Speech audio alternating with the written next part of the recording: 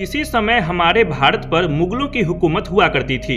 उस काल के मुगल बादशाह दुनिया के सबसे अमीर राजाओं में शुमार थे। उनके पास अपार धन दौलत, सोना, चांदी, हीरे मोतियों का विशाल खजाना था। उनकी हुकूमत का परचम भारत के विशाल इलाके में लहराता था। इस वजह से सोने की चिड़िया भारत की हर चीज पर उनका हक था। पर एक समय भारत पर अंग्रेजी राज कायम हुआ, जिसके बाद धीरे धीरे मुगलों का बुलंदी पर लहराता हुआ परचम डूबने लगा और इस तरह वे इतिहास के पन्नों में कहीं खो गए।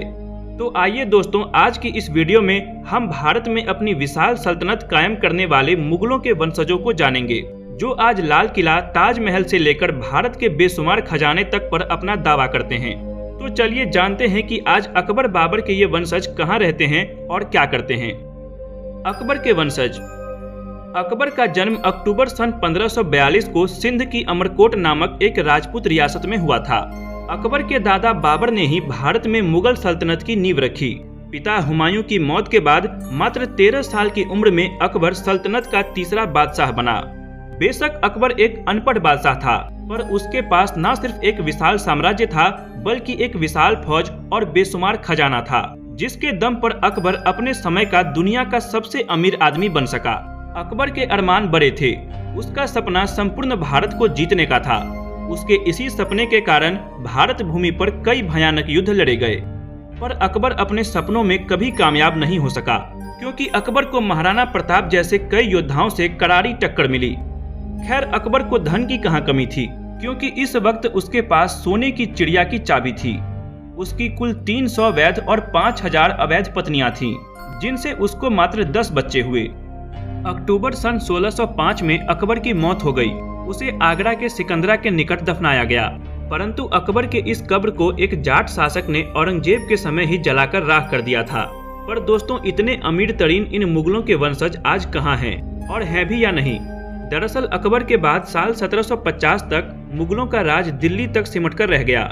साल 1837 में बहादुर शाह जफर मुगल सल्तनत का अगला बादशाह बना और साल 1857 के बाद इनकी सत्ता पर अंग्रेजों ने कब्जा कर लिया और इनको सत्ता से बेदखल कर दिया। बहादुर शाह के कुल 22 बेटे और 32 बेटियां थीं। बहादुर शाह के इन्हीं बेटों में से एक याकूब हबीबुद्दीन तूसी, जो अकबर के 12वीं पीढ़ी के वंशज हैं, आज हैदराबाद में किराए के मकान में रहते हैं और बेहद गरीबी का जीवन जी रहे हैं। सरकार से इनको हर महीने 8000 रुपए पेंशन के रूप में मिलते हैं। साथ ही नेताओं को मिलने वाली Z+ सिक्योरिटी भी इनको दी जाती है। पर ये इतने से खुश नहीं हैं। ये जनाब तो सरकार से ताजमहल, लाल किला और सभी मुगल इमारतों पर अपना हक मानते हैं, जिसके लिए इन्होंने बाकायदा भारत सरकार पर दावा भी ठोक रखा है। साथ ही ये मुगलों के बेशुमार खजानों में भी अपने हिस्से की मांग करते हैं। अब इनसे मिलिए। ये है सुल्ताना बेगम, जो कलकत्ता में रहती हैं और बहादुर शाह जफर के परपोते की पत्नी हैं। आज चाय की दुकान करती हैं। इन्हें अंग्रेजों से आज भी 7000 रुपए पेंशन के तौर पर मिलते हैं। मीर उस्मान अली के वंशज। हैदराबाद का आखिरी निजाम और अपने समय का दुनिया का सबसे अमीर शख्स मीर उस्मान अली का जन्म अप्रैल सन 1886 को हैदराबाद में हुआ था। आसफ जाही वंश के इस निजाम के पास दुनिया का विशाल खजाना था। न सिर्फ खजाना, बल्कि दक्षिण की कई हीरों की खानों पर नवाब उस्मान अली का अधिकार था। उस समय दुनिया भर में बेशकीमती हीरे सिर्फ और सिर्फ हैदराबाद से जाते थे, जिसका सारा रुपया निजाम के नाम से जमा होता था। निजाम के पास कभी न खत्म होने वाला बेहिसाब पैसा था।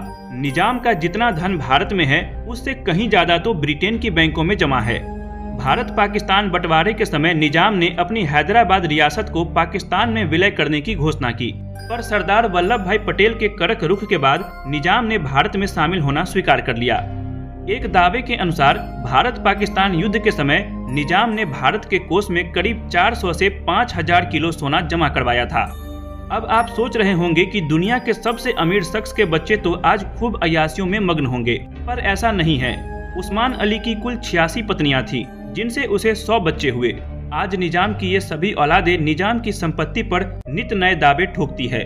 पर उस्मान अली का वास्तविक वंशज और पोता मुकरम जहां मौजूदा समय में टर्की के इस्तांबुल शहर में एक छोटे से फ्लैट में रहता है। मौजूदा समय में मुकरम और उसके कुछ अन्य भाई अपने परिवार के संपत्ति को भारत सरकार से मांगने में लगे हैं। मुकरम जहां भारत सरकार से 500 करोड़ तो वहीं ब्रिटेन से 300 करोड़ और निजाम द्वारा रानी को उपहार में दिए गए हीरों के हार और सोने के बेशकीमती वस्तुओं की मांग कर रहे हैं। टीपू सुल्तान के वंशज। टीपू का जन्म नवंबर सन 1750 को कर्नाटक में हुआ था।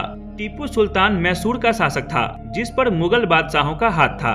टीपू के पास 90,000 सैनिकों की एक बड़ी फौज, विशाल जागीर और 3 करोड़ सोने की असरफियां थी। जितना खजाना टीपू के किले में था, उससे कहीं ज्यादा तो टीपू ने जमीन में दफना कर रखा था।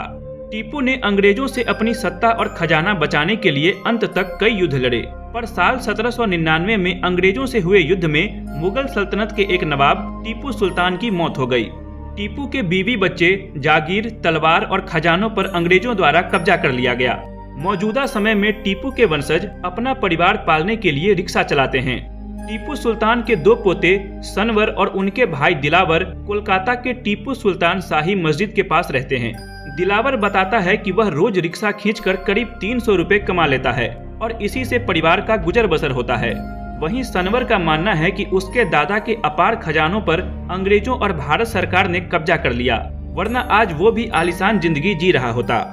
तो दोस्तों, ये थे मुगलों और नवाबों के वंशज। इस वीडियो को जमकर लाइक और शेयर करना ना भूलें। मिलते हैं आपसे अगली वीडियो में।